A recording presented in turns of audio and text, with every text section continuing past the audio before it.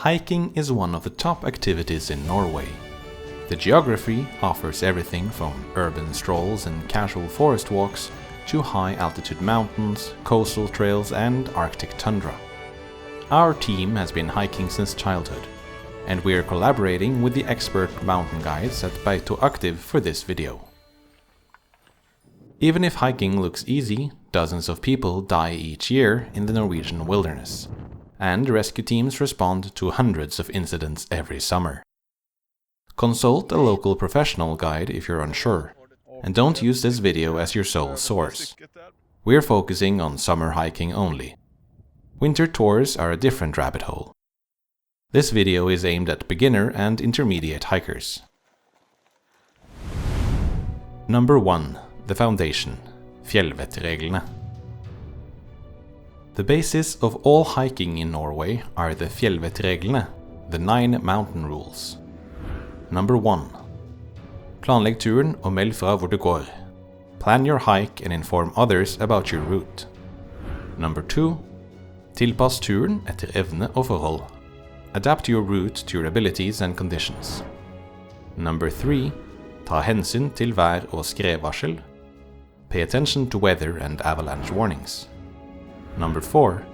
Vær forberedt på uvær og kulde, selv på korte turer. Be prepared for bad weather and cold, even on short tours. Number 5. Ta med nødvendig utstyr for å kunne hjelpe deg selv og andre. Bring necessary equipment to help yourself and others. Number 6. Ta trygge veivalg, gjenkjenn skredfarlig terreng og usikker is. Choose safe routes, recognize avalanche terrain and unsafe ice. Number 7. Bruk kart og kompass. Vit alltid hvor du er. Use a map and compass. Always know where you are. Number 8. Vend i tide. Det er ingen skam å snu. Turn around before it's too late. There is no shame in turning around. Number 9. Spar på kreftene og søk ly om nødvendig. Conserve your energy and seek shelter if necessary. We'll come back to these throughout the video. Norway also has allemannsretten, the right to roam. You can hike and camp almost anywhere, even on private land.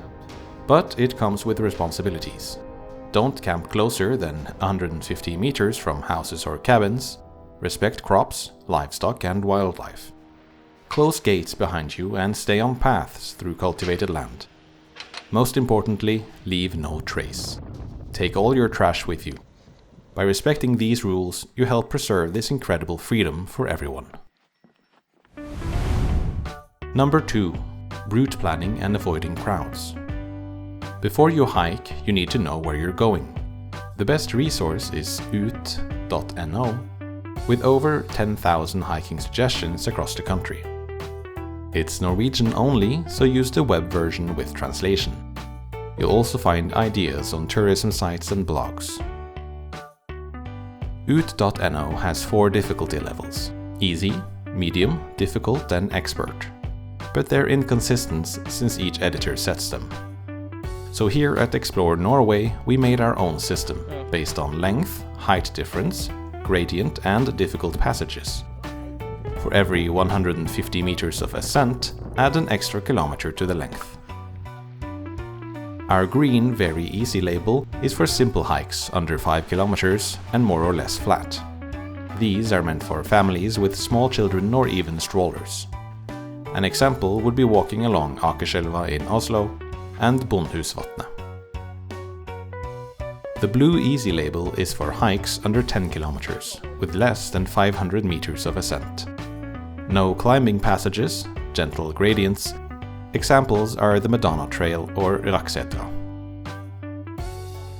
The yellow Medium label is for hikes under 15 kilometers, with less than 1,000 meters of ascent. The steepest sections go up 1 meter for every meter horizontally, and there can be a few places with ropes. This is the most common level we do on the channel. Examples are Beitostølen, Reinebringen and Kvalvika. The red difficult label is for hikes under 25 kilometers with less than 1500 meters of ascent. Here we can have climbing passages and it gets really steep. Don't attempt these unless you feel safe at the medium level. Examples are Besseggen, Romsdalseggen, Glittertind, Dronningsruta, but also short hikes like the one to Skageflå. Lastly, the black, very difficult label. Very long, huge ascents or extremely dangerous passages, reserved for experienced hikers in very good shape. If you're not sure, talk to a local guide beforehand. Examples are Tolltunga, Galdhøpiggen, the Seven Sisters, Slogen, and Knutsø. For multi-day hikes, consider D&T cabins. These mountain huts are strategically placed along popular routes. Some are staffed with meals, others are self-service. D&T members get discounts, and you can skip carrying camping gear. Now, about crowds. For beginners, we actually recommend going on popular hikes. If something goes wrong, there will be people around to help. If you want to avoid the masses, choose weekdays and start early.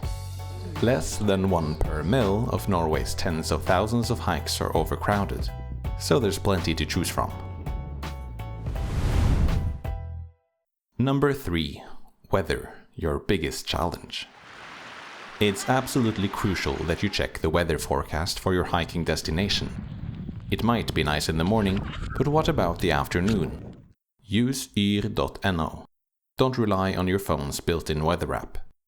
Those use data not specific to Norway and aren't fine-grained enough, so they can be wrong. Weather turns quickly in the mountains. You can experience all 4 seasons on a single hike. Thick fog is dangerous. If visibility drops, turn around or find shelter. At high altitude, rain or even snow will make it very cold very fast. If you get soaked, you can freeze to death, even in the middle of July. Number 4. Clothing, the layer system. The Norwegian saying goes, there's no such thing as bad weather, only bad clothing. And it's absolutely true. Now, we have to confess to something. Our producer is terrible at following this advice. He often hikes in a cotton t-shirt with just a rain jacket in his backpack, and his sister constantly makes fun of him. So do as we say, not as he does. Learn from the experts at Beito Aktiv. The proper system uses 3 layers. Your base layer goes directly on your skin. Never use cotton. It absorbs moisture and makes you freeze. Use merino wool or synthetics instead. Even in summer, you should bring a long-sleeved wool base layer in your pack. Your mid layer is for insulation. A fleece jacket or wool sweater keeps you warm. For high altitudes or colder days, bring a down or synthetic insulated jacket. The key is being able to add or remove this layer easily. Your outer layer is your protection. You need a waterproof and windproof jacket and, preferably, waterproof pants. Not water-resistant, truly waterproof.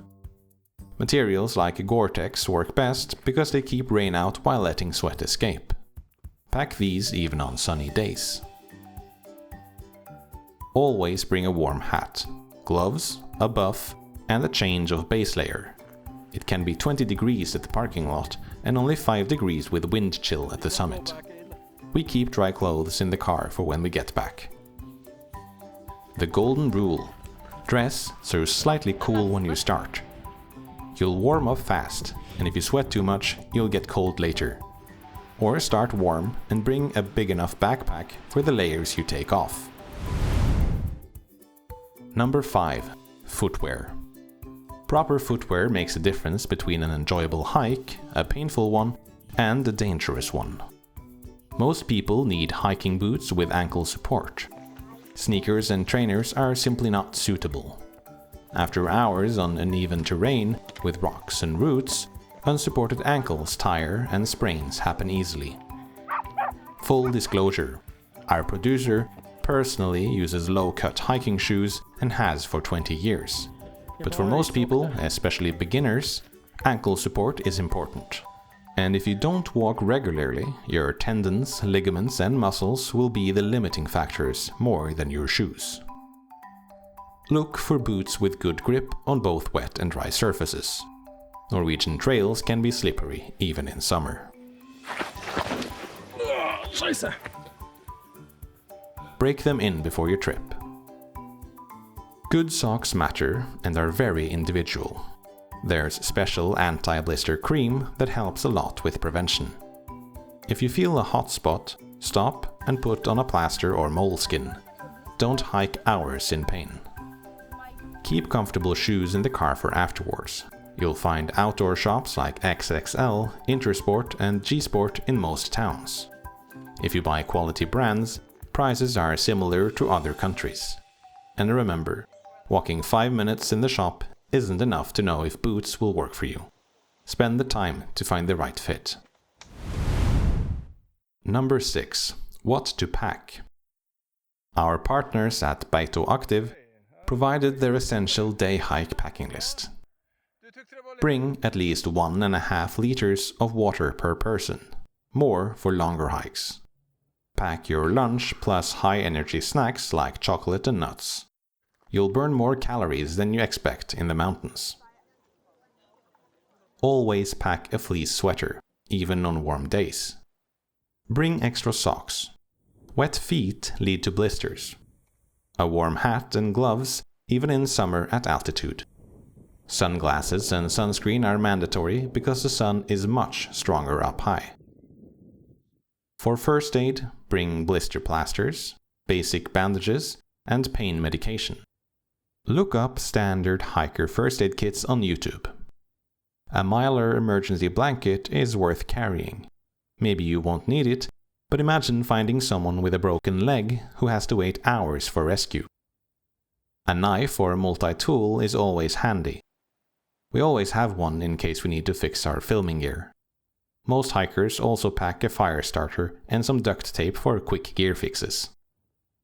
Trekking poles are optional but helpful, especially on steep descents or with a heavy pack. They reduce knee strain and improve stability. They feel awkward at first, but many hikers swear by them. And don't forget your phone for navigation and emergencies. A power bank and the cable for it. Number 7. Navigation. Knowing where you are at all times is one of the fundamental Fjellvettreglene, and it's critical for your safety.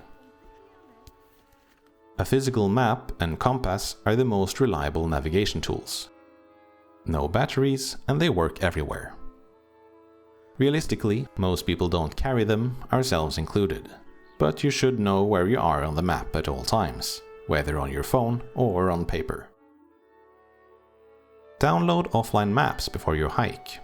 Apps like maps.me or the Kartverket app work well in Norway.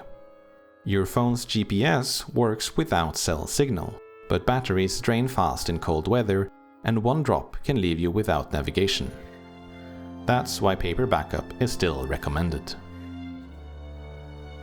Many popular hikes have marked trails. T&T trails use red T marks. Around Oslo, Skiforeningen uses blue paint. Above the tree line, stone cairns mark the routes, but these markers can be far apart and difficult to spot in fog. If you lose your way, stop immediately. Don't keep walking hoping to figure it out. Try to locate yourself using landmarks or retrace your steps to the last point where you knew your location. The guides at Beito Aktiv have found hikers on Besseggen walking confidently toward Memmerubu when they were certain they were heading to Gjendesheim, the opposite direction. Our producer takes wrong paths all the time, but he's developed a feeling for it because he checks his position regularly. Remember that cell coverage is often non-existent in Norwegian mountains, so don't rely on data or calls during your hike. Number 8. Safety and emergencies. Before you go hiking, download the Hjelp 113 app. It shows your exact GPS coordinates and can send your position to emergency responders, even with limited signal. It works with foreign phone numbers and switches to English automatically. The emergency number in Norway is 113 for all rescue operations. Rescue is generally free, provided by volunteers from organizations like the Red Cross. These are dedicated people who don't particularly enjoy running up a mountain in the middle of the night in terrible weather, but they do it to save lives. Don't wait until things are critical to call. You'll get instructions over the phone until help arrives. If you have no cell signal, keep your phone on. Rescue helicopters carry mobile base stations and may locate you directly. If you're hiking solo, tell someone your route and expected return time. In groups, pace to the slowest member and never leave anyone behind. If the speed difference is too big, split into 2 groups. Now, when things go wrong. Rule number 8 of the Fjellvettreglene says don't be ashamed to turn around. If the weather deteriorates, visibility drops, someone is struggling, or you're running behind schedule with darkness coming, turn back. The mountain will still be there another day. If you saw our Galhoppingen video, you'll remember Hassan went up in fog. When we saw that footage, we had to tell him that was totally insane. Yeah, that's good. If you can't safely continue or return, get out of the wind and off exposed ridges. Stay together, use an emergency blanket if you have one, and call 113. Watch for hypothermia. Early signs are blue lips and uncontrollable shivering, then confusion and loss of coordination. Get the person into dry clothes and shelter. Give them warm drinks if conscious. If someone is injured and can't move, don't try to carry them. Keep them warm, mark the location with bright gear, and call for help. Rule number 9. Conserve your energy. Take regular breaks, eat and drink frequently, and rest before you're completely spent. Check your travel insurance before you go. Number 9. Water. Most streams and lakes in Norwegian mountains have clean, drinkable water. Avoid water flowing through areas with grazing livestock, and be cautious with glacier runoff.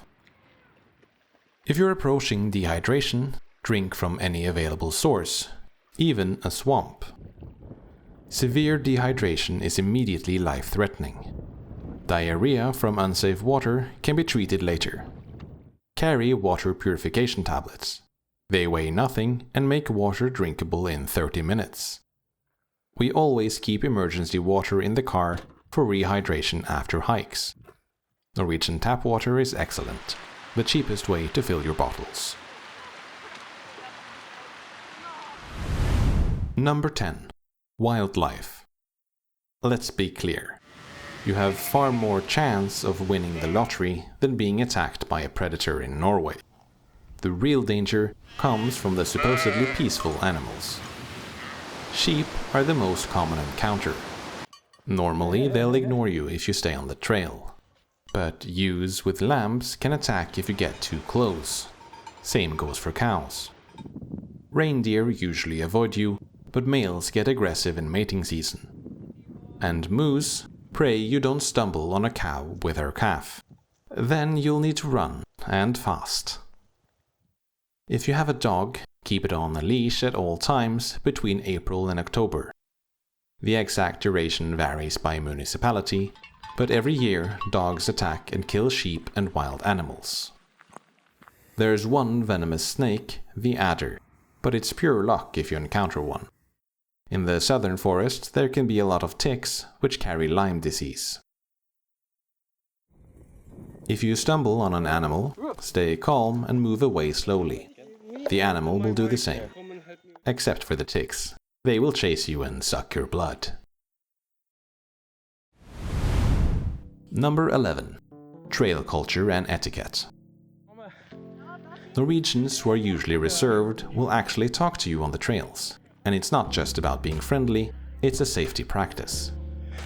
When you pass other hikers, say hi and ask about trail conditions ahead. We've had cases where other hikers warned us about dangers we couldn't see yet. Ice, difficult crossings, incoming weather. When you're heading down, share what you experienced with people going up.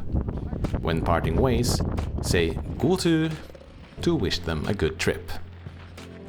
Pack out everything you bring in, including all trash and toilet paper. Leave nature as you found it. Open fires are forbidden near forests between April 15th and September the 15th. Number 12.